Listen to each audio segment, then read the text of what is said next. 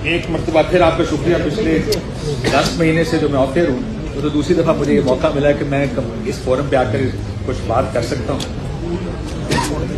मुल्क के हालात तो आप जानते हैं। अब आप तहरीके तहफ़्फ़ुज़ आइन, यहाँ पर इस मुल्क में आइन की क्या हालत है, जमहूरियत की क्या सूरत हाल है, मैं उससे ज़्यादा हमारी जो मीडिया की हालत है ज़रा उस पर बात हम करते भी रहे हैं, करते रहते भी हैं। और आज भी कोशिश करूँगा कि अपना मुकदमा जो मीडिया का भी पेश करूँ। उसे जाने से पहले मेरा ये ज़ाती ख्याल, हम बड़े ऐसे से बात पिछले 20, 25, 30 साल से करते रहे कि इस मुल्क में निज़ाम बनाना मुश्किल, उस निज़ाम अच्छा निज़ाम बनाना और भी मुश्किल है। अगर आप निज़ाम को ख़राब और बर्बाद कर देंगे, उसको दोबारा खड़ा करना उससे भी ज़्यादा मुश्किल है।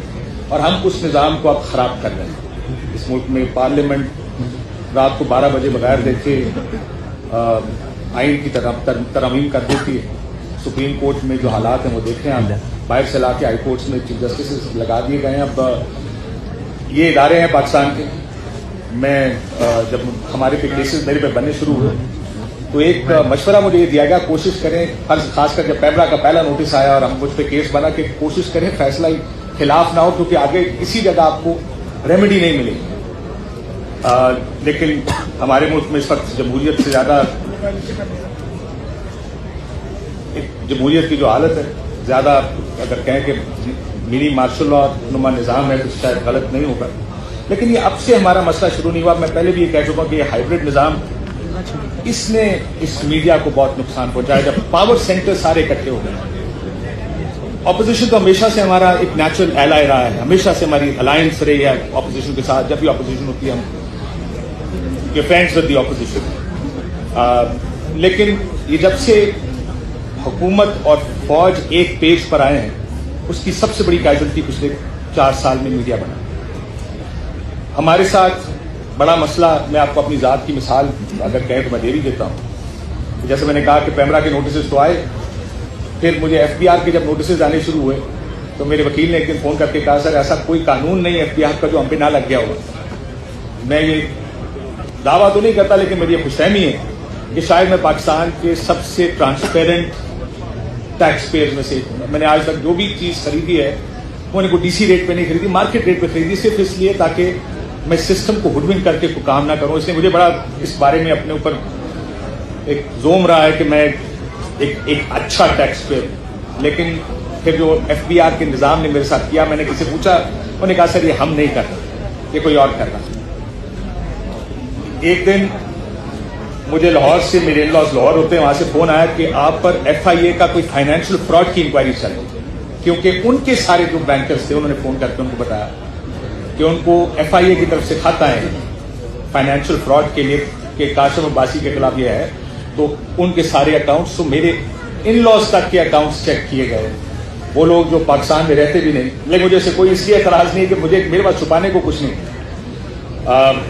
जब FIA से चेक किया तो उस टाइम पता चला कि मेरा नाम किसी ब्लॉक लिस्ट पर भी है और मैं पाकिस्तान छोड़ के बाहर भी नहीं जा सकता। जब मैंने इसके बारे में एक ट्वीट की तो मुझे 10 फोन और दोस्तों की तरफ से आ गए जो हमारे साथी दोस्त हैं, कहते हैं कि ज्वाइन द क्लब, हम भी पाकिस्तान से बाहर नहीं जा सकते। मेरी बीवी एक दिन अकाउंट अपना ऑपरेट करने बैंक गई, पता चला अकाउंट फ्रीज। मैंने उसके ऊपर ट्वीट की, बहुत से लोग दोस्तों के फिर मैसेज आ गए ज्वाइन द क्लब, हमारे भी अकाउंट फ्रीज हो गए।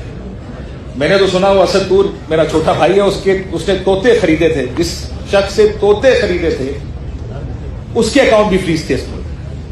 सो ये हालात, और ये मैं एक छोटी सी आपको मिसाल दे रहा हूँ, बहुत सी चीजें ऐसी हैं जो शायद फिर किसी वक्त हम बात करेंगे। गुजारा इस हद तक रहती नहीं, बात इससे आगे भी जाती है, बहुत सी चीजें हमें कही जाती हैं, कन्वे की जाती हैं। सो हमारे लिए हालात बड़े मुश्किल, सिर्फ इसलिए एक तो जब आप ऑफर किया जाता है वो तो आपको ऑफर कर देते हैं। अब मैं अकेला ऑफर नहीं, मेरे ख्याल है बहुत से और दोस्त भी हमारे ऑफर है। तो ये मुकदमा सिर्फ मेरे अकेले का नहीं, ये मुकदमा उन तमाम दोस्तों का है जो टीवी पर बात करना चाहते हैं लेकिन उनको बात नहीं करने दी जाती। मैं तो बहुत कुछ देख चुका। मेरा पहली बैन मेरे पे आया था 2007 में, मेरे पे 2020 में ब्लास्फेमी भी लगाई थी एकदम, और मेरे में मस्जिदों में तकरीरें भी हुई मेरे खिलाफ। लेकिन ये निज़ाम तो ये तो हम भुगतते आ रहे हैं पिछले बहुत अरसे से, लेकिन पिछले 4-5 साल में ये ज्यादा खराब हो गया, ये ज्यादा सख्ती आ गई है इसमें। इट्स बिकम ईजी कि किसी एक पॉलिटिकल व्यू को या किसी भी वजह किसी शख्स के व्यू को कंट्रोल जबरदस्ती जोर से करने की कोशिश की और अब पीका भी आ गया। मुझे याद है जब पिछली हुकूमत में पीका आया था तो पार्लियामेंट हाउस के सामने हमने कैंप लगाया, हम सारे उसमें तकरीरें करते थे, ऑपोजिशन आती थी। लेकिन इस दफा पीका लगा, इस दफा हम किसी जगह ना कैंप लगा रहे हैं, ना सहाफी इकट्ठे होकर किसी चीज के खिलाफ अपनी चीज के लिए एहतजाज कर रहे हैं, लेकिन लेबलिंग हम सारे कर देते हैं। जो शख्स कहता है कि इलेक्शन में धांधली हुई तो उसको कहा जाता है कि आप इसलिए करें क्योंकि आप एक खुसूसी जमात के की वजह से ये काम करें। हालांकि 2018 के इलेक्शन में मुझे याद है मेरी यही बहस उस वक्त के फौजियों से भी हुई थी, जब मैं कहता था कि फ्री पोल तो हुई है, तो जब वो कहते थे कि आप कैसे ये टीवी पर बैठ के कह सकते हैं। लेकिन मसला यहाँ पर यह कि आप उसकी सजाएं देनी शुरू कर दी पहले भी, लेकिन पिछले 4-5 साल में जैसे मैंने कहा कि ये बहुत ज्यादा बढ़ना शुरू हो गया। FIA के मुकदमे, मुझे नहीं पता, नैब जाऊंगा तो शायद नैब का भी कोई मुकदमा बना हो, FBR, पैमरा, कोई चीज इन्होंने छोड़ी नहीं कि जिसका सामना हमें ना करना पड़ा हो। यदि 2-3 महीने वो थोड़ा सा सुकून आया। 25 साल मैंने जर्नलिज्म किया, मैंने इतने सख्त हालात मेरा ख्याल है जर्नलिस्ट के लिए। खैर मैं जब बात करता हूँ दोस्तों से कि यार ये भी हुआ है, वो कहते हैं हमारे साथ पिछले दौर में ये हुआ था। अगर कहें कि ये धमकी आई थी, कहते हैं हमें भी ये धमकियाँ आई थी। तो ये पिछले कुछ अरसे में तो कुछ ज्यादा ये काम बढ़ गया है। मतीउल्लाह जान मेरा भाई बैठा है यहाँ पे, आपको फुटेजेस तो याद होंगी जब इसको उठाने की कोशिश की गई थी। ये सब अब एक रूटीन बनती जा रही है। मैं उन लोगों को, अपने दोस्तों को जो टीवी पर बैठ के आज प्रोग्राम कर रहे हैं, दाद देता हूं कि वो प्रोग्राम करें जिस माहौल में वो प्रोग्राम। मैं बहुत से दोस्तों से, आपको मेरे भाई हैं सारे, मैं उनसे मिलता हूं, वो कहते हैं यार पिछले हफ्ते हम पॉलिटिक्स पे बात नहीं कर सके क्योंकि वो प्रेशर बहुत था। तो किसी ने स्पोर्ट्स पे बात कर ली, किसी ने फॉरेन अफेयर्स, और ये जब फॉरेन इश्यूज आते हैं तो शुक्र करते हैं कि कोई फॉरेन इश्यूज आए, क्योंकि वो पॉलिटिक्स पर बात करना इस मुल्क में इतना मुश्किल हो गया है कि जो लोग बात कर रहे हैं, मैं इन ऑल ऑनेस्टी मैं उनको दाद देता हूं कि शायद ऑफ एयर होना ज्यादा आसान है, ऑन एयर होना ज्यादा मुश्किल है। बहुत से लोग जब ये अपनी फ्रस्ट्रेशंस हम सारे बैठते हैं, वो फ्रस्ट्रेशन में रोज कि किस तरह लोग, हमारे दोस्त काफी फ्रस्ट्रेटेड हैं इस टाइम कि किस हद तक पाबंदी है, कि किस हद तक जाके कहा जाता है कि ये नहीं चलेगा, ये नहीं चलेगा, ये गेस्ट नहीं आएगा। जिस दिन रात को कोई गेस्ट आया, एक मैसेज आया था कि ये गेस्ट टीवी पर नहीं आएगा। तो ये है वो माहौल जिसमें बहुत से लोग हम काम कर रहे हैं और बहुत से लोग जिनको काम नहीं करने दिया गया।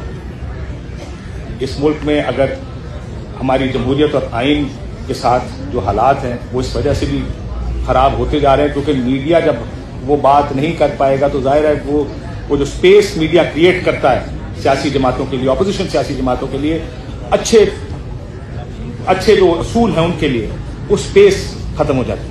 आज मेरे बहुत से दोस्त टीवी पर बैठकर बहुत प्रेशर्स के अंदर काम कर रहे हैं और वो इन बहुत से इशूज पे बात नहीं कर सकते।